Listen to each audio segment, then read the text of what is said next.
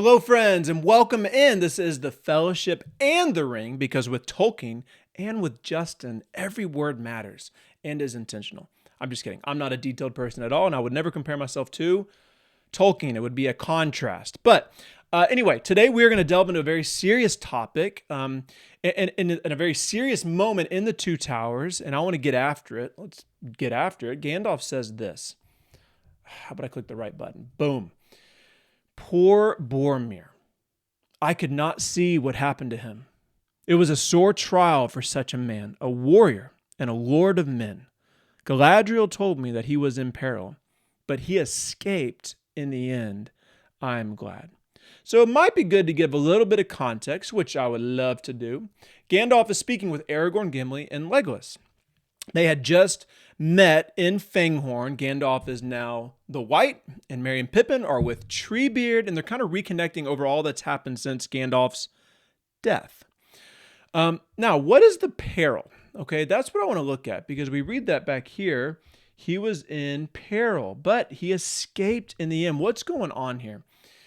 What did Boromir escape? Well, there's a bit of debate here, but if Boromir, follow me, if Boromir would have succeeded in robbing Frodo of the ring, he would have most likely become a ring wraith himself for eternity. So, what makes Gandalf's heart glad is the fact that Boromir, in fact, died. And he died valiantly. Because I think we'd agree that it's a better fate to die valiantly than eternal unrest as a bad guy. So if Merry and Pippin had not been kidnapped, Boromir would have still been alive. He probably would have somehow tracked down Frodo. It would have been possible he would have tried to take the ring again, probably succeeded. And this was his nature, Boromir's. He was powerful. He was a stubborn warrior.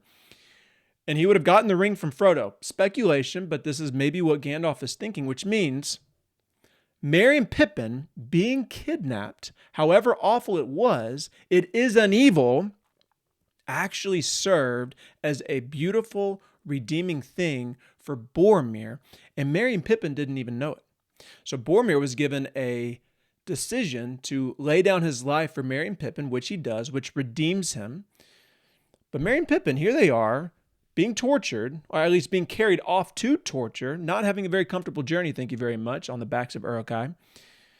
They are suffering. They have no idea that it's actually serving as an opportunity of redemption for someone else. And that's what Gandalf is getting at when he finishes the thought.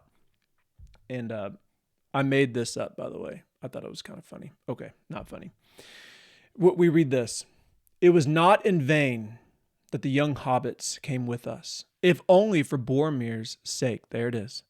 But that is not the only part they have to play. They were brought to Fangorn, and their common, what did I mess up? Was like the falling, oh guys, I'm so sorry. I messed up Tolkien's words. Please forgive me. What is it even supposed to say? Comment below. Was like the falling of small, they're coming.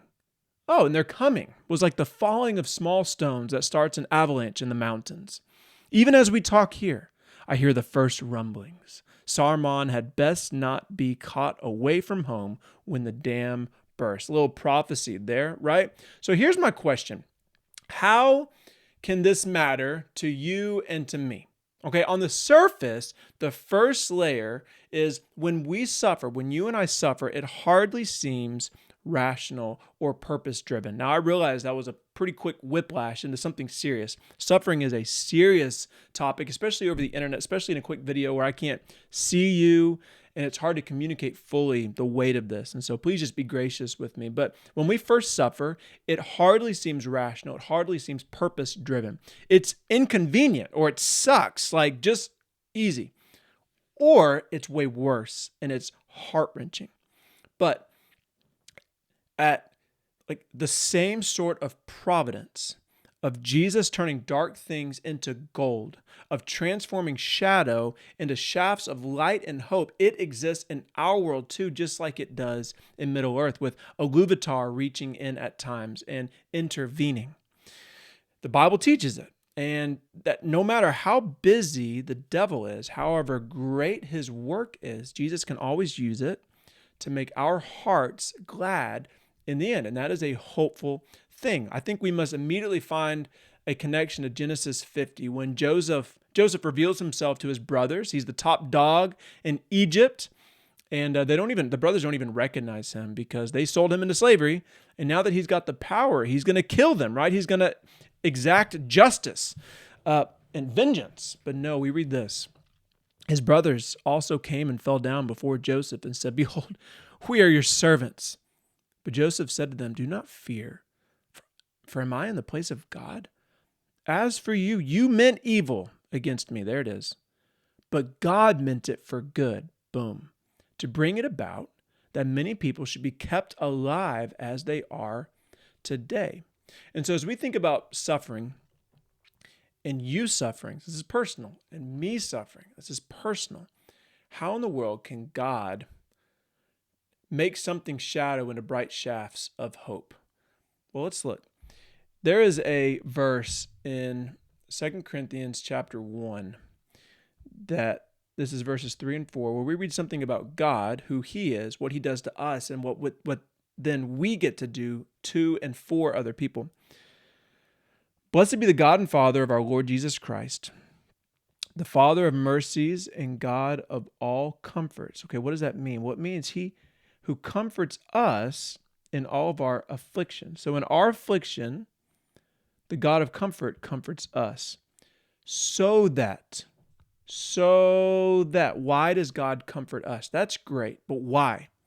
We may be able to comfort those who are in any affliction with the comfort with which we ourselves are comforted by God. And so you think of like a comfort cup. God fills us up with comfort so that when someone else is struggling, is afflicted, is suffering, we get to comfort them in the same broken areas. And that's what we see with Merry and Pippin. They are afflicted, and yet without them even knowing, God, a LOTR, is using this moment, and Merry and Pippin don't even know.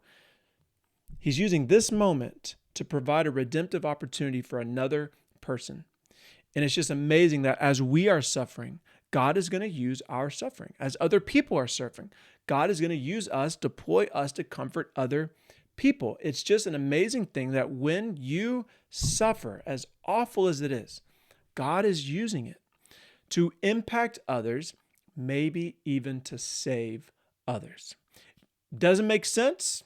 You won't see it most times, but chin up, and we see this scene with Boromir, with Gandalf, with Merry and Pippin, with Galadriel, that amazing things can happen in the darkest of times, darkest of seasons, darkest of curveballs, because of how God can take evil and turn it into good. And not just that, God can use us in our broken places to help others who are in their broken places. It is an amazing, heroic, valiant, what's the word? Like,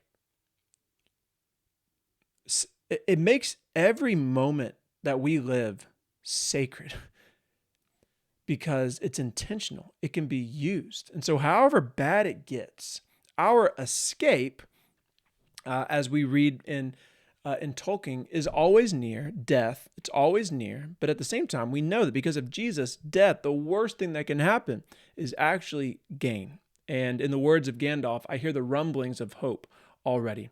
And so whether you're in a season of flourishing, it's mountaintop, baby, or you're in valley, you're in the shadow of death, chin up. Your suffering can be used by God. Does not make it good. It is evil. But it can be used by God, will be used by God to help other people. And then you will be deployed to help other people in the same brokenness. That is an amazing thing. That encourages me, even if the topic is a little bit darker than normal. So comment below, subscribe, watch another video, and I'll see you guys next time on The Lord and the Rings.